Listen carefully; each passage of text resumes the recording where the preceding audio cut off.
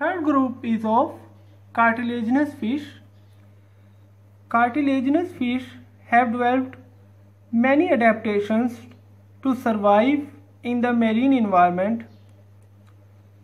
Marine environment contains high amount of salt and low amount of water as compared to organism internal environment. जो salt की concentration है marine water के अंदर ज़्यादा होती है ऑर्गेनिजम्स की बॉडी की साल्ट की कंसंट्रेशन से. In other words we can say that marine organism are living in the concentrated environment. Marine organisms के गिर जो सोल्यूशन है वो कंसंट्रेटेड है. इस कंसंट्रेटेड सोल्यूशन की वजह से उन्हें दो चैलेंजेस का सामना है. First, salts tend to move inside their body. जो salts हैं वो उनकी बॉडी के अंदर मूव करने की कोशिश करेंगे और their body solution is less concentrated. उनकी बॉडी के अंदर जो salts हैं वो कम है और पानी की अमाउंट ज़्यादा है and water will tend to move outside the body. और जो वाटर है वो उनकी बॉडी से बाहर मूव करने की कोशिश करेगा. Both these phenomena are hazardous for the organism. So now we will see how cartilaginous fish cope with both these challenges, the movement of salts into their body and loss of water. First, they take helps, they seek help of their kidneys. Their kidneys help to move the salts outside their body through the gills. They modified their kidneys for the removal of salts. Second, they develop special type of glands known as rectal glands. Rectal glands are present at the back side of their body. Rectal gland present at the lateral side of their body, and these cells help to remove the salt from their body. Third, they use the phenomena or mechanism of active transport. We know that there are two types of transport: active transport and passive transport. Active transport is that type of transport in which we need to apply some amount of energy. Active transport वो वाली transport होती है, वो वाली movement of material होती है in which we have to apply ATP या with the expenditure of ATP. On the other hand, on contrary, passive transport is that type of transport in which we do not need to apply any amount of energy. Active transport का phenomena इधर क्यों use हो रहा है?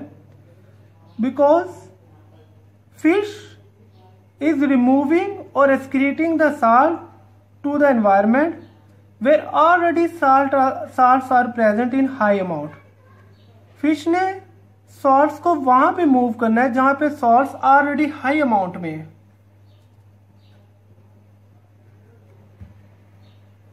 सो कोई भी चीज, any substance, any liquid material which we want to move from low concentration to higher concentration, we need to apply some amount of ATP. हमें उसके ऊपर क्या खर्च करना पड़ेगी? एटीपी खर्च करना पड़ेगी. ये जो सी वाटर है that contains already high amount of salt. If fish wants to move this salt into the marine environment it should apply some amount of energy and that type of transport is known as active transport. Third, they start accumulating urea into the body. वो अपनी body में क्या करते हैं? Urea इकट्ठा करना शुरू कर देते हैं. Again a nitrogenous waste. They start accumulating urea into their body just to make their internal environment more concentrated as compared to the external environment, कि जो सी की environment है वो बहुत ज़्यादा concentrated है और उधर से salts move करके इनकी dilute internal environment के अंदर आ रहे हैं. So they start to accumulating urea inside their body. वो अपनी body के अंदर यूरिया इकट्ठा करना शुरू कर देते हैं ताकि जो salts हैं उनसे बचा जा सके, जो salts हैं वो उनकी body के अंदर move ना करें. But accumulation of urea or high amount of urea inside the body is again an hazardous phenomena, an hazardous matter, hazardous for the health of the fish. So they prepare a third substance known as trimethyl oxide. Trimethyl oxide.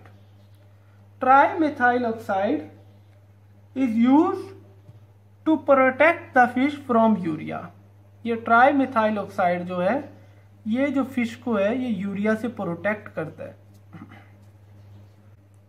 To sum up the adaptations in cartilaginous fish, first adaptation is they modified their kidneys to remove the salts through gills. उन्होंने अपने kidneys को modified कर लिया इन अ वे कि वो salt secretion में भी help करे.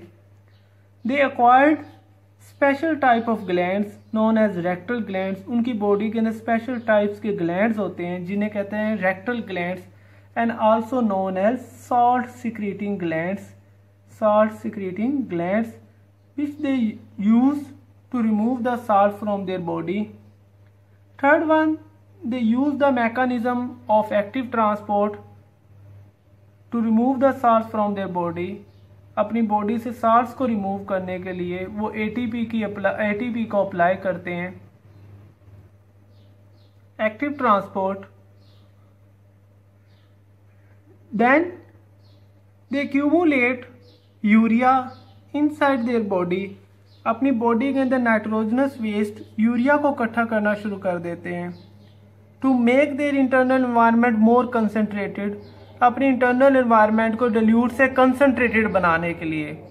Then presence of urea is again fatal for the organism, so they prepare another substance, another material और chemical known as trimethyl oxide. ये जो ट्राईमेथाइल ऑक्साइड है ये इसे प्रोटेक्ट करता है from the higher concentration of urea से.